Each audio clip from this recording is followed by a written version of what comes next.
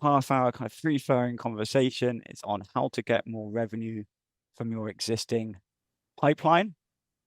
And our speakers, I'm going to let them introduce themselves because they will do it much better than I. Is George Bonelli, co-founder and managing director of Acceleratize, based in Austin, Texas. Caryn Kopp, founder and chief door opener of Kopp Consulting, based in New York. And David Brabrook, founder and managing director of Appsolve, Toronto-based Salesforce and AI consultancy. Hey, David. Hey, Caryn. How's it going? George? Good. How are you? Thank you for being here. So, Caryn, would you like to kick it off? I think if we just go around and do intros, a little bit about yourself and your journey in business, so everyone knows who they're kind of talking to, would be amazing. Sure. So I'm Caryn Kopp. People know me as the chief door opener of Kopp Consulting because we get our clients in the door with their prospects for the first meeting. And in fact, I'm sitting here today in a client's office and we got to see everything that he's closed and all the new clients and things like that he has gotten as a result of the introductions our door openers have made. We hire senior level business developers who represent our clients and land the big prospect meetings for our clients, making sales a whole lot easier. Amazing. Thank you. David? Great. Thanks, Henry. Thanks for having me. And David Brabrook, founder of Appsolve, and we are a 11-year Salesforce system integrator. We are Toronto-based to work across North America, and before that, I was at Salesforce itself. I have a background about 20 years in sales, software, and consulting. So we implement Salesforce, integrate it to all of our customers' important applications and business data. And we have some focus in some industries around manufacturing equipment, high tech, energy, and other professional services companies. Thank you. Awesome. Thanks, so great to have you here. And last but not least, George, great to see you. Likewise, good to see you, Henry, Richard. Thanks for having me, guys and gals. My name is George Bonelli. I'm here in Austin, Texas, and about a decade or more in sales leadership. In the services space, I focus on services, and most recently been supporting companies that are growing and kind of in that in-between space, trying to help them enter the U.S. market through fractional sales services. Which can look like helping them with sales operations, creating new processes, helping them with building tech stacks, helping them with their finding ICPs and buyer personas and all the things that they need in order to improve and accelerate their sales processes. So yeah, pleasure. Looking forward to the conversation. Thanks, George. So I guess before we get into it, I just want to ask you individually, I guess, a quick fire question. So remember, this panel is about how to get more revenue from your existing pipeline. And I wonder, in your opinion, or your opinions, what is the one biggest mistake that you see companies making with their pipeline today? George, why don't you kick it off? Sure. Yeah. So I think one of the things that's a challenge for a lot of folks is that, a lot of times there's like, hey, we're not getting enough leads, or the leads we have aren't, appropriate, or, aren't delivering what we want them to deliver. And I think part of that, the idea of always looking for the next lead to solve the problem, I think is part of a problem. It's really about what are you doing to get the most out of the leads you have. I mean, you spent effort, money, energy on getting those leads, right? How are you really drilling down on what those leads are? And so again, back to what Felix was talking about earlier, are they qualified? That, assuming they are to some degree, are you looking at what opportunities you have to close those leads, right? So having a bit of more of a stricter process around how you work through those leads, defining business needs, understanding the buyer, what's the competitive landscape, what's their decision process, and all those kinds of elements to move those existing leads through a process is probably an area where I think there's a lot of opportunity for most.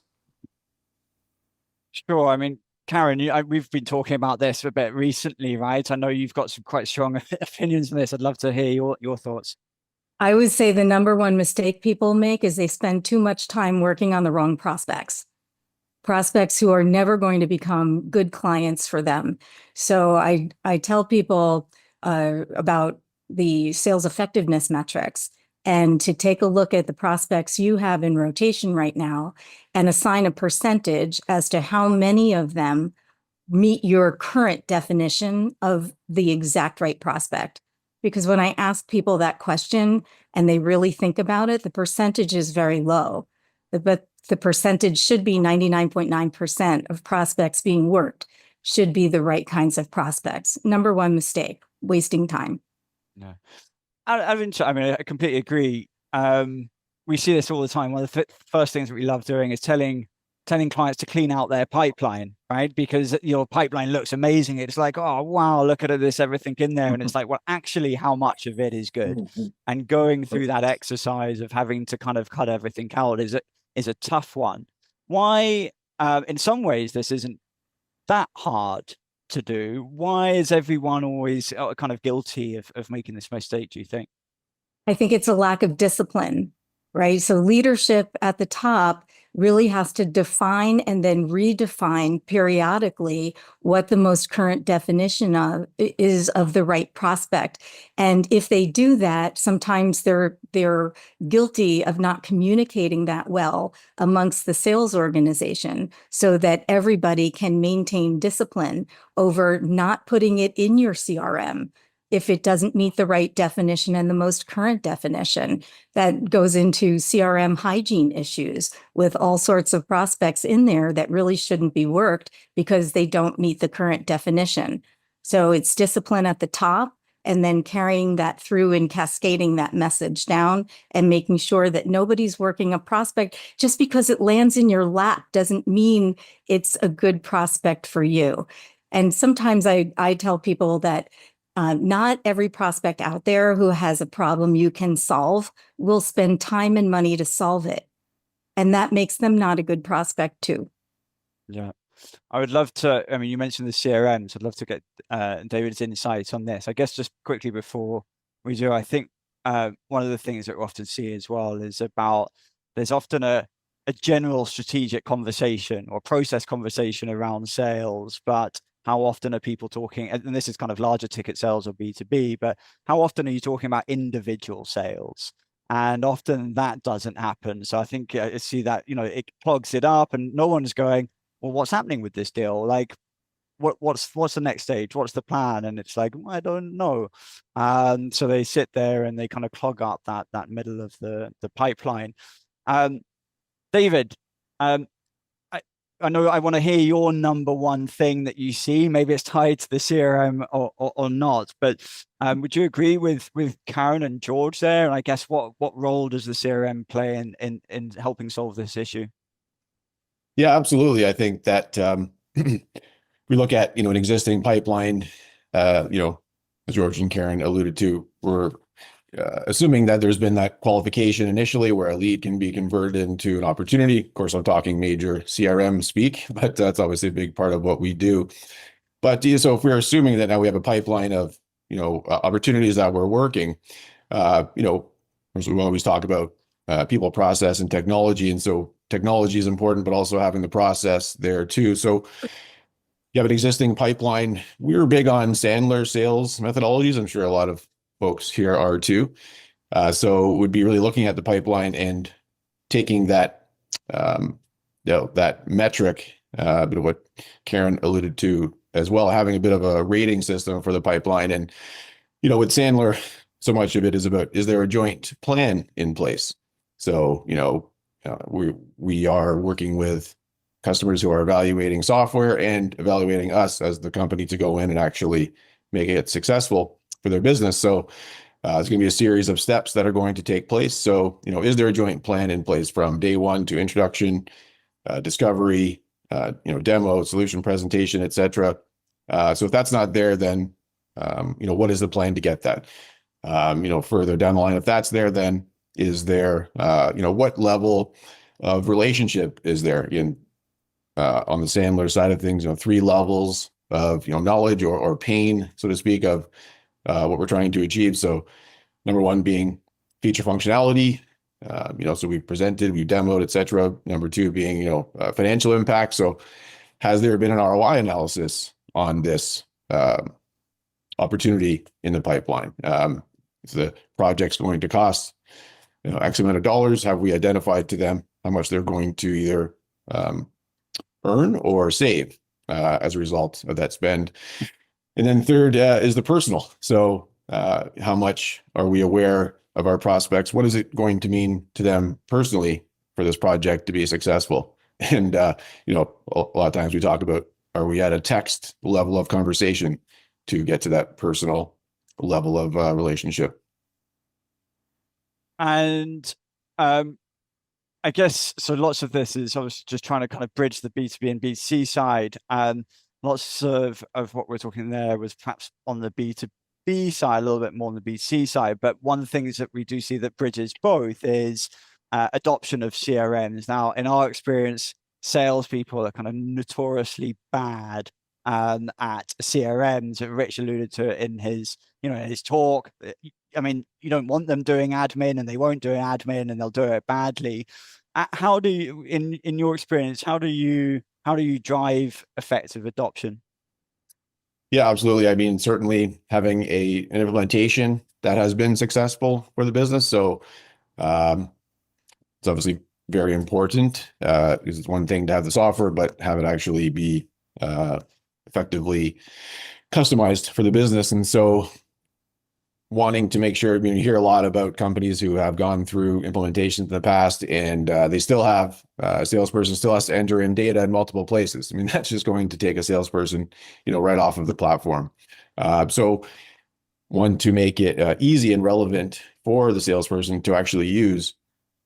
Some things that we're pretty big on are dependencies in the CRM. So for example, say for us, we have an 8-stage sales process. So at a stage 1 or stage 2, the system isn't going to require that the salesperson put in maybe the competitors, because we probably don't know that yet. But maybe if we're at the point, say for us at stage 5 of quoting, the system would ask the salesperson to put in, who are we up against from a competitive landscape? Because at the point of quoting, we should be aware of that information. So make sure that it is one place for data entry, whether it's notes or updates for management to understand the pipeline, making sure that it fits their process, and also automate as much as possible. So, things like we run our proposals inside of the CRM as well. So if I'm updating a proposal, it'd be great if that opportunity amount automatically updated. So some basic automation that makes it a much more pleasurable experience and much better chance of adoption in salespeople using this, fantastic tool. Yeah, 100%. George, what because this coming back to, this is about leveraging the revenue that's stuck in the pipeline potentially. I mean, what deals that get stuck in the middle? What is often the kind of the biggest cause for this, and any advice on how you can help unlock those deals that seem to be stuck in the middle and aren't going anywhere, but you don't want to, no one will chuck it out of the pipeline, so it just stays there for ages. How do you treat those ones? Well, yeah, I think there's a way to be somewhat objective about it. Is now there, if you're looking at it from the perspective of, hey, we do our weekly, BD cadence review, our deals, and there's some deals that just aren't moving and they sit there. I think that's, if it's sitting there, you have to set a criteria that says if it's sat there for a long, for X period of time, whatever it is for your business, because some are long sales cycles. So sitting there, for 3 months might be okay. But for some, sitting there for a week is like, hey, this is not moving anywhere. It's there. We should probably move on. And then you can also, instead of marking it as lost, you can put it in a parking lot, right? So there's ways of keeping it on a radar, but taking it out of the pipeline and not wasting any resources that it might as a result of that.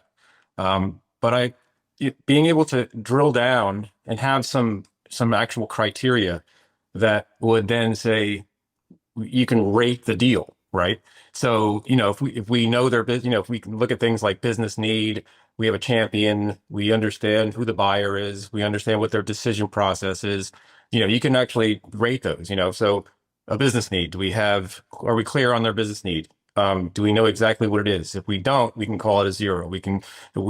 They've agreed that their need is a priority. That's a 3, right? So you can rank these things and then look at each deal objectively. And you take the judgment out of it by kind of floating deals that satisfy key components of criteria that give you a higher opportunity to close a deal. So back to what we were discussing earlier with Caryn, the idea of 1, the right deal, and 2, of your universe of right deals, which of those deals do we have a objective set of criteria that rises them to the surface of the deals that we should be focusing on. So there's kind of that 2-level strata. Are they the right deals? And then of those right deals, which ones are the most, can be most effectively moved forward? And then the other ones can be, again, either, depending on your process, can be marked as lost or put in a parking lot and, moved along later. So that way you're not spending time on the ones that are less likely to move forward, and you're spending more time on the ones that you have more objective criteria around to support their movement. So I guess we're talking, here, talking about the need to requalify, but also about the need to disqualify as well, right? So just focusing on the qualification part, what are other signals that you might see typically where deals don't always just move through the pipeline perfectly, right? Then they often need to be requalified. You might need to send one back. What are other typical signs that a deal might be getting stuck and that you might need to kind of go back to some earlier processes, test your champion, requalify? What are some other signals that you might look out for? The competitive landscape, right? Because unless we have a solid relationship with who that either champion or buyer is, we need to understand what the competitive landscape is and what time are they putting towards, reviewing our proposal versus, a number of competitive proposals, right? So they could be in this process of going through that. And so if we don't know that, we just think that they're not getting back to us, right? Meanwhile, the not getting back to us is an interesting piece of this part of this conversation. 99% of the time, it's never a personal issue. It's because there's something else going on that you just aren't aware of, right? And getting to understand that and asking the question, right? That's one of the challenges that many folks have, is being able to really, ask the question, hey, we had a good conversation. What's the next step? Where are you going from here? What what things do you have in your way that we can help with? I mean, the legal process, right? If you're there, there's so many things going on with, especially larger, complex organizations, that you just would never understand their internal paper process or decision process. Again, I think I heard somebody mention earlier that we're not buying from individuals, we're buying from effectively committees that all have different interests in this particular outcome of this proposal or this piece of work. Like I think Felix mentioned earlier in the previous session, you don't go to Home Depot to buy a hammer. You go to Home Depot because you need a hammer and a nail, right? So it's like, what is the thing that's good? What is the outcome or deliverable that's going to affect each part of the organization? And that's a lot of complexity, especially with larger services sales or solution sales, when you have multiple buyers in the room. So I think I might have went a little bit astray there, but I think that got to the point. Caryn, I want to come back to you, and I want to spend some time on door opening. But just before we do that, very quickly, so saying on the big deal piece, and David, you mentioned it before, I think this is really important. It's about the champion, right? And you mentioned something, David, that I don't see happen that often, which is the kind of co-authoring, the joint action plan, or the co-authoring of the business case. So a lot of the time, I think what seems to happen, from my opinion, is like, we have great conversations, and then it's like, right, we're going to send you a bunch of stuff. and we're going to hope that you're going to go and sell internally for us really, really well. And that stuff is often a 80-page pitch deck, and you don't understand. Right. So could you take a couple of minutes, I guess, to tell us a little bit more about how you would test champions about the joint action plan or joint authored business case? Are you directing that question to me? Or yeah, Caryn or David, whoever wants to go. yeah, I don't Sure. remember who was the one who talked about co-authoring earlier. Was it David or George?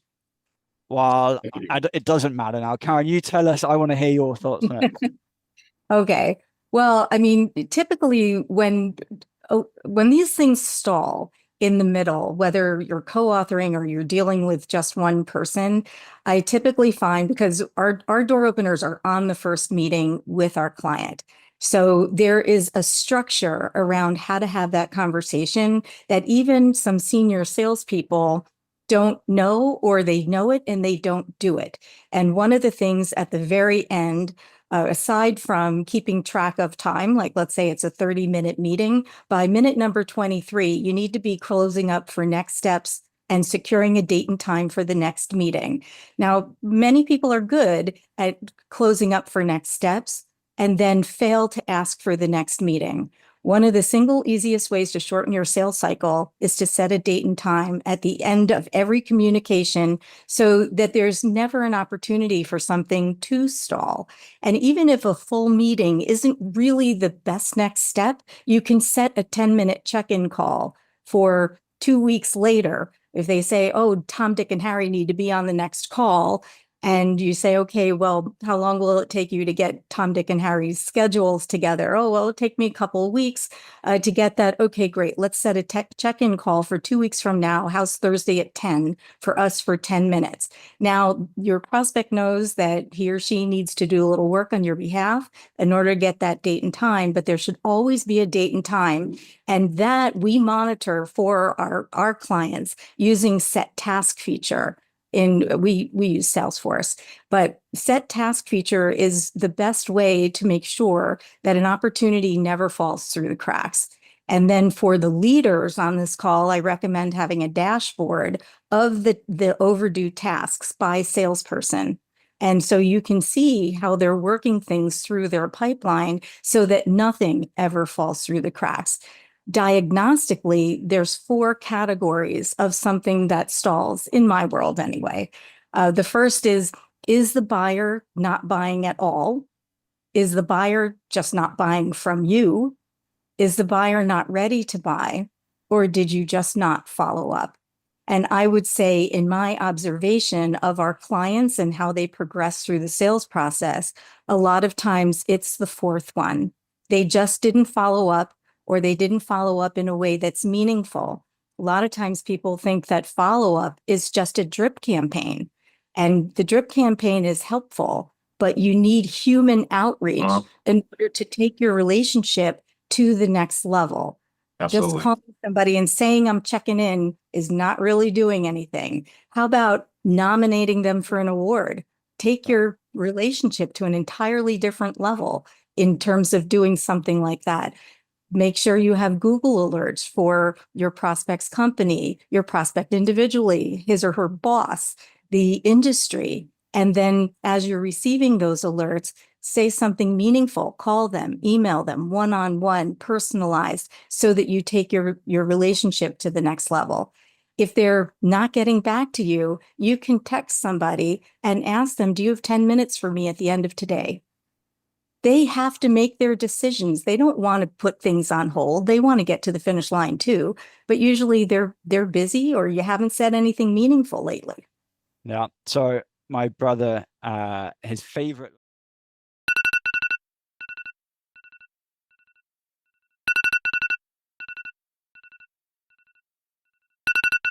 line is, how many times can you email someone saying, hey, did you get my last email?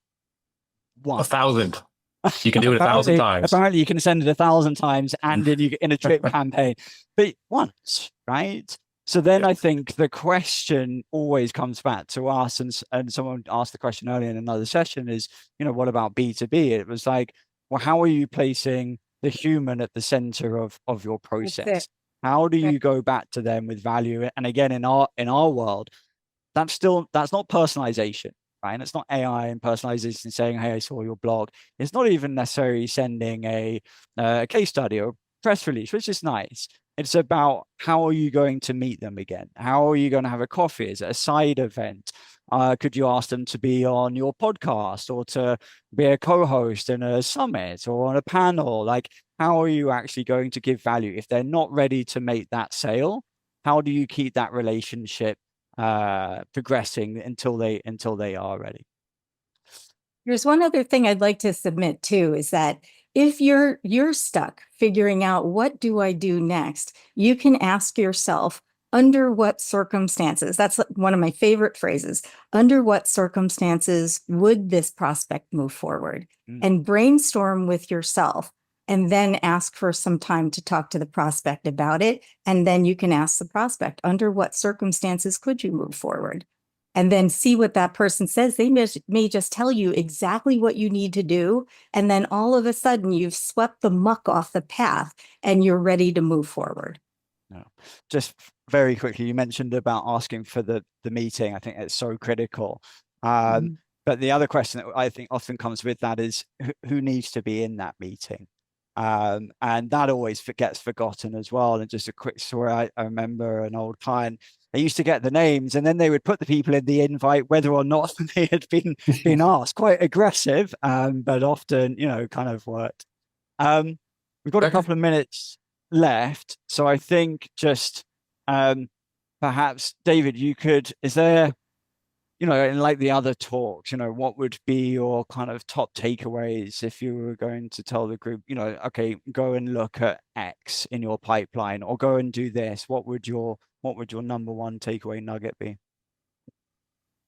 Yeah, I think what I was going to say there in regards to, how to talk about, what's next, et cetera. And so, and Caryn did a great job with that outline there. I mean, and so much so you have the joint plan ideally, and then at each step of the way, you're reinforcing it. So, we had talked about needing to have these individuals involved at this time. Is that still the case? And at every meeting, having a meeting to come next, but also reinforcing or just realigning on the mutual plan. So it's very, non-salesy. It's just, here's the plan we have to come to a place where you can make a yes or no decision, and just making sure. And then as an email follow-up, reinforcing that sort of alignment. So, yeah, but overall here, I mean, there's so much good content here, whether it's, making sure that the prospect is right for you or the steps to take to ensure that you're getting the most out of your pipeline. I think so much of it is using this discerning eye, and then actually taking that difficult task of maybe having to reduce your pipeline, but focus on what is actually closable. Yeah, 100%. George, your number one nugget. I think there's one nugget I think that helps drive a lot of the things we talked about, and that is having the proper cadence. The proper cadence of reviewing pipeline, BD meetings, being able to discuss the criteria, discuss the blockers, brainstorm ideas, ensure proper use of CRM. I think being able to do all the things we talked about, even in an organization where the sales process is immature, doing it weekly, 3 months later, it's gonna improve. In most places, because you're talking about it and brainstorming and coming up with ways to do it better. So I think the thing that's important is having an effective cadence, whether those be weekly BD meetings, monthly reviews, and quarterly reviews on your calendar with the sales team and sales leadership. And even if that's just you and one other person, if you're a founder and it's a small team, doing it regularly is important. It keeps it keeps a lot of these things we're talking about moving to some degree. Right? Yeah. Awesome. And Caryn? Yes. And as you're busy working the middle to the bottom of the funnel and working the right deals moving forward, don't forget about the top of the funnel, and not the top of the marketing funnel, but the top of the sales funnel. Keep putting new opportunities in the pipeline. It's very easy to get lost when you're busy closing, and you want to close because that's where the commission is and that's where the big money is, but you need to have more in the top of your funnel coming in all the time. Awesome. Thank you so much. I feel like it's quick. We could Yeah, have that's gone on nice. a lot longer, but it's great to see you all. Yeah, and I hope we chat directly again soon. Thanks very much.